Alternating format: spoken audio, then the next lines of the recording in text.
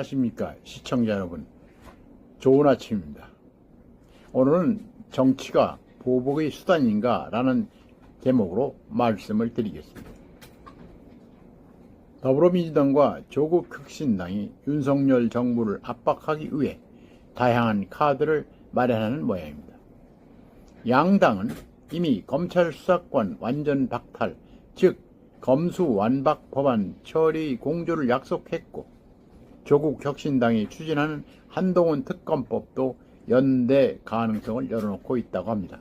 민주당의 한 관계자는 기자들에게 제1당인 민주당이 말할 수 없는 이야기를 조국혁신당이 소금처럼 해준다면 22대 국회에서는 성공적인 입법을 진행할 수 있을 것이라며, 서로가 우군이라고 인식하고 있는 방향성이 크게 다르지 않다면 다양한 법안에서 서로 도움을 줄 수 있을 것이라고 밝혔다고 합니다. 주지하시다시피 다가올 22대 국회는 민주당 171석과 조국혁신당 12석을 합하면 193석으로 사실상 국회 내 모든 법안을 처리할 수 있는 상황입니다. 이들은 가장 먼저 검수완박 시즌2를 예고하며 기세를 올리고 있습니다. 양당은 지난 8일 국회의원회관에서 검찰개혁 토론회를 공동으로 열고 연대를 재확인했습니다.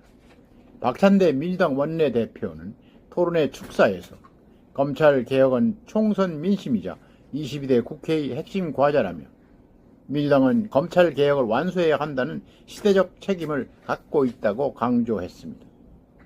또 조국혁신당 조국 대표는 수사와 기소 분리가 검찰 정상화의 시작이자 핵심이라고 말했다고 합니다.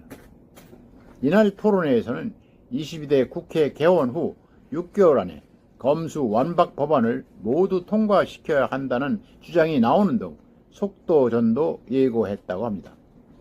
민주당은 이미 지난 20대 국회에서 검경 수사권 조정 법안 처리를 주도해 검찰의 수사 대상을 6대 범죄, 즉 부패, 경제, 공직자, 선거, 방위산업, 대형 참사로 제한했습니다.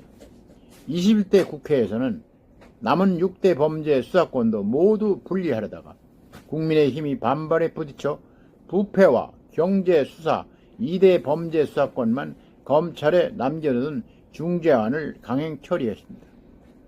민주당과 조국혁신당은 지난 검수완박이 사실상 실패했다고 보고 있습니다. 윤석열 정부가 들어선 이후 법무부의 시행령 개정을 통해 검사 수사권이 사실상 회복 단계로 돌아갔다고 보고 있는 것입니다. 같은 실수를 반복하지 않기 위해 양당은 사실상 검찰 해체론을 꺼내든 것입니다. 민주당은 검찰의 수사와 기소권을 완전히 분리하고 검사 기소권을 제한을 위한 재정신청 전담 재판부를 별도로 설치하는 방안 등을 검토하고 있습니다. 다양한 방식을 들여다보기 위해 전담팀도 구성할 예정인 것으로 알려졌습니다.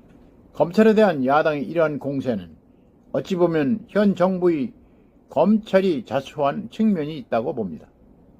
시행령과 시행규칙을 고쳐서 검찰의 수사 범위를 직권남용, 위증 등까지 다시 넓혔고, 야당 인사와 정부의 비판적인 언론 등이 검찰이 집중 수사를 받으면서 검찰권 남용에 대한 우려의 목소리가 커졌던 것입니다.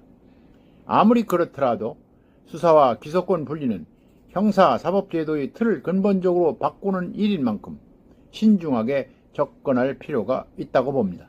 수사 범위가 확대되면서 업무가 폭증하고 있는 경찰에서는 사건 처리가 늦어지고 범죄 검교율이 떨어지고 있다고 합니다. 그렇다면 권한이 커진 경찰을 견제하고 정치적 중립성을 확보할 방안 마련도 반드시 필요합니다. 이런 문제들에 대한 해법도 없이 검수완박을 밀어붙인다면 두 야당의 대표가 검찰 수사로 재판을 받는 것에 대한 보복으로 비칠 수도 있습니다. 거듭 강조하지만 성급하게 형사사법 제도를 고치려다가 범죄 대응이 구멍이 생겨 국민에게 피해가 돌아가는 일이 있어서는 안 됩니다. 뿐만 아니라 검수완박을 마치 보복하듯 밀어붙일 일은 아닙니다. 정치는 설득과 협상의 수단이지 보복의 수단은 아니기 때문이다. 오늘은 여기까지입니다. 끝까지 시청해주셔서 감사합니다.